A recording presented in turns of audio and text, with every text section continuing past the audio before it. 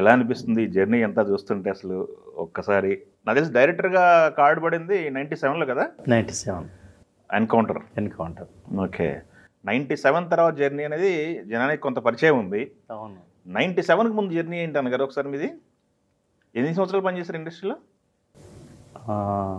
84 నుంచి 97 దాకా, అంటే 13 ఇయర్స్ ఆల్మోస్ట్. 13 ఇయర్సా? మామూలు జర్నీ కాదు 13 సంవత్సరాలు అంటే. అవును. ఓకే. ఓకే. ఈ 13 సంవత్సరాల జర్నీ మామూలుగా లేదనమాట. అట్లా మీది నల్గొండ జిల్లా కదా? నల్గొండ జిల్లా. ఓకే. విలేజ్ వచ్చి చిరుమర్తి. చిరుమూర్తి. సినిమా యాక్టర్ ప్రభాకర్ రెడ్డి గారు మా విలేజ్ నైబర్ విలేజ్ అనమాట. ఓహో! ప్రభాకర్ రెడ్డి గారి పక్క ఊరా? ఓకే. ఓకే. సో సార్ తీసుకెళ్ళటంతోనే మద్రాసు పరిచయం తప్ప అసలు సినిమా ఇండస్ట్రీకి సంబంధించి అసలు ఏమీ అవగాహన లేదు. కొన్ని సినిమాలకు వెళ్ళాలనే ఆలోచన కూడా లేదు. ఓహో! ఆయన తీసుకెళ్ళారా? ఆయన తీసుకెళ్ళాడు. ఓకే. చిన్న చిన్న ఆర్టికల్స్, పోయిటరీ అన్ని చూసి, నేను పాలిటెక్నిక్ చదువుతాను నల్గొండలో. అప్పుడు చదువుతున్నప్పుడు అక్కడ కాలేజీలో చిన్న డిస్టర్బెన్స్ వచ్చింది. ఓహో! సో కాలేజ్ వాలంటరీగా క్లోజ్ చేశారనమాట. ఆ టైంలో ప్రభాకర్ రెడ్డి గారి ఫాదరు చనిపోయినప్పుడు ఊరు వచ్చారనమాట. అంత ప్రభాకర్ రెడ్డి గారి ఫాదర్ చనిపోయిన ఊరు వచ్చినప్పుడు ఇక అక్కడ అందరు కూడా ఇక చాలా క్లవర్ స్టూడెంటు, ఇంట్రెస్ట్ పోయిటరీ అని రాస్తున్నాడు, వీళ్ళు తీసుకెళ్ళామని చెప్పారు. సో ఆయన ఇంకా మిమ్మల్ని పెట్టుకొని చెన్నై తీసుకెళ్ళిపోయారు. చెన్నై తీసుకెళ్ళిన తర్వాత డైరెక్షన్ ఎందుకు, డైరెక్షన్ వరకు ఎట్లా మళ్ళీ మీకు ఇది ఎట్లా దొరికింది అవకాశం? చెన్నై వెళ్ళిన తర్వాత అడిగారు అనమాట ప్రభాకర్ రెడ్డి గారు, నీకు ఏ ఫీల్డ్లో ఏ క్రాఫ్ట్ ఇంట్రెస్ట్ అన్నారు. నాకు తెలియదు సార్ అన్న. అంటే పలానా చేయాలనేది ఉంటుంది కదా నీ మైండ్లో. నాకేం అసలు ఐడియా లేదు సార్. అసలు సినిమా అంటేనే నాకు సదభిప్రాయం లేదు సార్ అన్నా. అవునా? అదేందన్నాడు. అంటే ఆయనకు తెలుసు, మా రికమెండ్ చేసిన మా టీచర్స్ వాళ్ళందరూ కూడా చెప్పారు ఆయనకి, వీడు కొంచెం ఈ లెఫ్టిస్ట్ ఓరియంటేషన్ దీంట్లో, మా విలేజ్ అని కూడా బాగా concentrate village, peoples war party అన్నిటి కూడా. అవునా? ఓకే. ఓకే. అదే నాకు తెలిసి మీకు మీరు చేసిన సినిమాలన్నింటిలో కూడా ఉంటుంది, ఎక్స్పీరియన్సెస్లో ఉంటాయి. ప్రభాకర్ రెడ్డి గారి బ్రదర్ కూడా, కజిన్ బ్రదర్ కూడా చాలా పెద్ద నక్సలైట్ లీడర్ ఆయన. అవునా? చాలా పెద్ద లీడర్. ఓకే. ఓకే. ఆయన నల్గొండలో ఎన్కౌంటర్ చేశారు. అయ్యో! జడ్జి ఇంట్లో ఎన్కౌంటర్ చేశారు. అయ్యో! జడ్జి ఇంట్లో. ఓహో! సో ఆ నేపథ్యం తెలిసిన అపరిచయాలు ఉన్నాయి కాబట్టి తీసుకెళ్ళు అని అంటే, సరే తీసుకెళ్ళిన తర్వాత సదభిప్రాయం లేదు సార్ నాకన్నా. అదేంటంటే, సార్ నేను సినిమాలు చూడొద్దని చెప్పేవాడిని సార్ స్టూడెంట్స్కి ఆర్గనైజేషన్లో. అవునా? అవి చెడగొడుతున్నాయని చెప్పేవాడిని. కాకపోతే కొన్ని సినిమాలు, మంచి సినిమాలు చూసేవాళ్ళం. అంటే సరే ఓ పని చేయి, నాతో పాటు ఒక వారం తిరుగు, నీకు తెలిసిపోతుంది సినిమా అంటే ఏంటి అనేది, దాంట్లో నీకు నచ్చింది సెలెక్ట్ చేసుకో అన్నారన్నమాట. పొద్దున్నే ఆఫీస్లోనే ఉంచుకున్నారు. సినిమా ఆఫీస్ ఉండేది అప్పుడు. భారతంలో శంకరావు సినిమా స్టార్ట్ అవ్వబోతుంది, ఆల్మోస్ట్ షూటింగ్కి వెళ్ళబోతున్న టైం అన్నమాట. నేను February 2 దిగాను మద్రాసులో.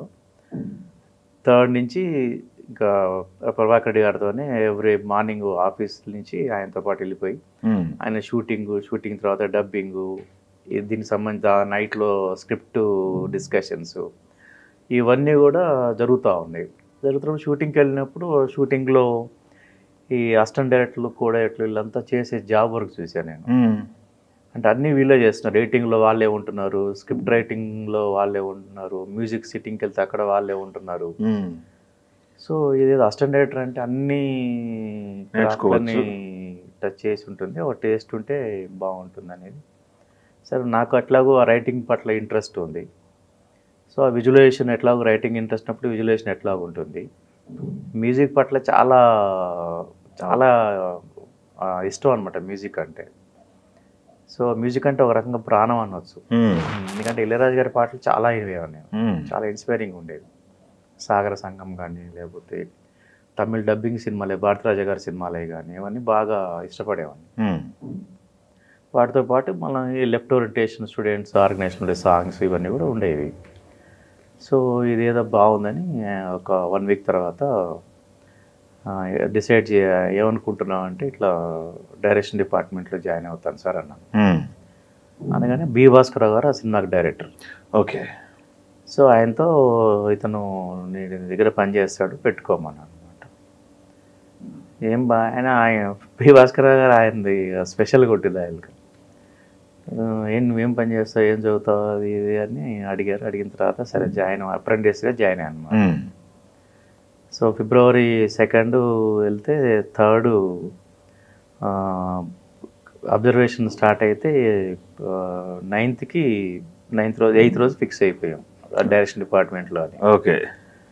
10th రోజు 9th రోజు హైదరాబాద్ నుంచి మద్రాసు నుంచి హైదరాబాద్కి వచ్చాము. February 11th shooting. Okay. Okay. అంటే ఒక 10 days 11 days గ్యాప్లో అసలు కంప్లీట్ మన సంబంధం లేకుండా కెరీర్ మారిపోయింది. ఓకే. అసలు ఊహించని ఫీల్డ్.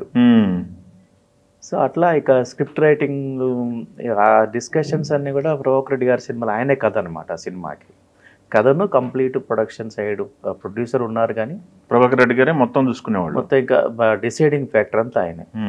సో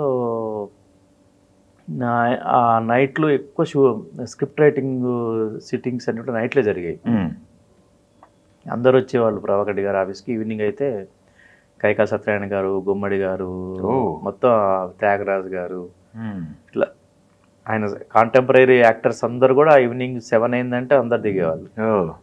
నైట్ 10, 11, 12 దాకా. ఓకే. అంటే రైటింగ్ టీం ఉండేది. గోపి గారని రిలీక్ రైటర్ ఆయన, శ్రీశ్రీ గారి తోడల్లుడు. ఆయన పాటలు రాసేవారు. మధ్యపట్ల సూర్య గారు, వీళ్ళంతా కూడా రైటింగ్ టీం ఉండేది. సిట్టింగ్ అంతా కూడా 8 తర్వాత 9 తర్వాత మొదలయ్యేది. సో అప్పుడు రికార్డింగ్లు కూడా లేవు. తర్వాత ఎప్పుడో రికార్డింగ్లు వచ్చాయి తప్ప. సో నువ్వు సిట్టింగ్లో కూర్చో, నీకు అర్థమవుద్ది అని అంటే ఒక నైటు కోడైటర్ ఆ రోజు ఏదో పనుందని వెళ్ళిపోతే నన్ను కూర్చోమన్నారు.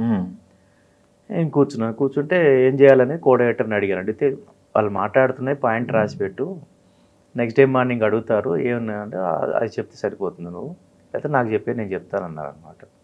ఈ మాట్లాడుతున్నాయని కూడా రాశాను. మార్నింగ్ 7:30, 8 o'clockకి మళ్ళీ ఆఫీస్కి రావటం. మళ్ళీ 10 o'clock ప్రభాకర్ రెడ్డి గారు వచ్చారు. వచ్చిన తర్వాత రాత్రి ఏం జరిగింది, ఏం రాసావు అన్నారు. అంటే చెప్పా, మొత్తం క్లియర్గా చెప్పా.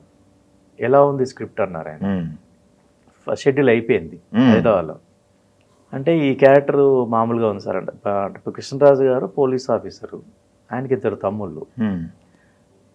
ఒకతనేమో కొంత సెల్ఫిష్నెస్ ఉంటుంది, అంటే ఫ్యామిలీ కంటే కూడా తన పర్సనల్ ఇంట్రెస్ట్లు అది ఉంది. ఇంకో తమ్ముడేమో అగ్రెసివ్గా ఉంటాడు, కోపము, వాడిని కొట్టడం ఈయన కొట్టడం, ఇట్లా డిస్టర్బ్డ్ ఇదిగా ఉంటాడు. అంటే తలనొప్పి, పోలీస్ ఆఫీసర్కి తలనొప్పిగా ఉంటాడు మెయిన్ అది. ఈ క్యారెక్టర్ మామూలుగా ఉంది సార్ ఇది అంటే. ఇంకా పోలీస్ ఆఫీసర్ డిస్టర్బెన్స్ అంటే ఇంకా అట్లా ఇంకేముంటుంది అంటే రాడికల్ స్టూడెంట్ చేయండి సార్ అన్నాను. ఏదో బాగుంది చెప్పు అంటే ఎట్లా చేయొచ్చు అని అన్నారు. అంటే రాడికల్ స్టూడెంట్ చేస్తే ఆ స్టూడెంట్ ఆర్గనైజేషన్ లీడర్గా ఉంటే అప్పుడు ఇంకా పోలీస్ ఆఫీసర్కి చాలా టఫ్ ఇది ఉంటుంది కదా అంటే. ఐడియా బాగుంది, దీని మీద ఈ క్యారెక్టర్ గురించి ఒక పేజ్ రాయమన్నారు. ఆ క్యారెక్టర్ ఎట్లా ఉంటుంది ఏంటి, దాని డిజైన్, ఆ సీన్స్ అన్నీ తెలుసు కాబట్టి ఆ సీన్స్లోకి ఈ క్యారెక్టర్ని ఎట్లా మనము చేయొచ్చు అనేది కంప్లీట్ రాశాను. ఆ సినిమాకి పర్టికులర్ రైటర్ వచ్చేసి పూసల గారు. ఇప్పుడు మన కిషోర్ వాళ్ళ ఫాదర్ అనమాట. మన పూసల కిషోర్ గారు. అవునవును. రాధాకృష్ణ కో-డైరెక్టర్ ఉన్నారు కదా. అవును. వాళ్ళ ఫాదర్ ఆ సినిమాకి రైటర్. సో ఆయన నైట్ వచ్చినప్పుడు ఆయన వాళ్ళు ఒంగోలు సిపిఐ వాటిల్లో కొంత వాళ్ళకు ఇది ఉంటుంది కాబట్టి ఆయనకు కూడా ఇది కనెక్ట్ అయింది బాగా. చదివి ప్రభాకర్ గారు చదివి పూసల గారికి చెప్పమన్నారు.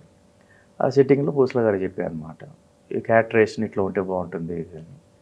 ఆయన చాలా బాగుంది, ఇది కొత్తగా ఉంది, డైమెన్షన్ మారుతుంది కథకి, బట్ ఈ డైలాగులన్నీ పట్టుకోవాలి నువ్వు అన్నారు. పడతాను సార్, అదే ఉంది రాస్తాను నేను అన్నా. అట్లా ఆయన బాగా కనెక్ట్ అయ్యాడు పూసల గారు. ఇక విపరీతంగా లైక్ చేసాడు. ఇంకా అప్పటి నుంచి ఆ నెక్స్ట్ డే నుంచి కంప్లీట్ స్టోరీ సిట్టింగ్లో నేనే కంటిన్యూషన్లో సినిమా వద్దనుకున్న సినిమాలో లీనమైపోయారు. ఆ క్యారెక్టర్లో చాలా డైలాగులు నేను రాసినవి ఉంటాయి ఓకే ఆ క్యారెక్టర్కి సంబంధించి. ఓకే అట్లా ఆయనకు మంచి గురి ఏర్పడింది. Okay. వీడు దీంట్లో ఈ స్క్రిప్ట్ రైటింగ్లో బాగున్నాడు అనేది ఏర్పడింది. ఓకే సో అట్లా ఆ సినిమా జర్నీ స్టార్ట్ అయిపోయింది. జర్నీ స్టార్ట్ అయింది. ఎంతమంది కృష్ణరాజు గారికి కూడా ఆ, కృష్ణరాజు గారు సారథి గారు అని కమెడియన్ సారథి గారు ఉంటారు కదా, ఉమ్, ఆయనకి కృష్ణరాజు గారికి మంచి బాండింగ్ ఉందన్నమాట. ఉమ్, వాళ్ళు నాకు తెలిసి ఇనీషియల్ వాళ్ళు కలిసి ఉన్నట్టున్నారు, ఒకే రూమ్లో ఉన్నట్టున్నారు. ఉమ్, సో సారథి గారు కృష్ణరాజు గారు చెప్పారు, ఉమ్, ఈ క్యారెక్టర్ ఏంటి మారింది. ఆయన కథ లైన్ చెప్పినప్పుడు చెప్పుంటారు, కానీ నేను వచ్చిన తర్వాత మారింది కదా అది. అవును ఈ క్యారెక్టర్ ఏంటి రాడికల్ ఇదంతా ఏంటి అని అడిగితే సారథి గారు ఆయనకు బాగా క్లోజ్ ఉంటే ఆయన రెగ్యులర్గా ఆయన షూటింగ్ స్పాట్లో ఇతను ఇట్లా ప్రభాకర్ రెడ్డి గారు తీసుకొచ్చారు, ఇతను మార్చాడు ఉమ్, అని అంటే అని ఆయన కొంచెం అప్రిసియేషన్ ఇదిలో ఉండేవాడు. నేనంటే కొంచెం కృష్ణరాజు గారు. కృష్ణరాజు గారికి ఓహో ఓకే అట్లా ఆ సినిమా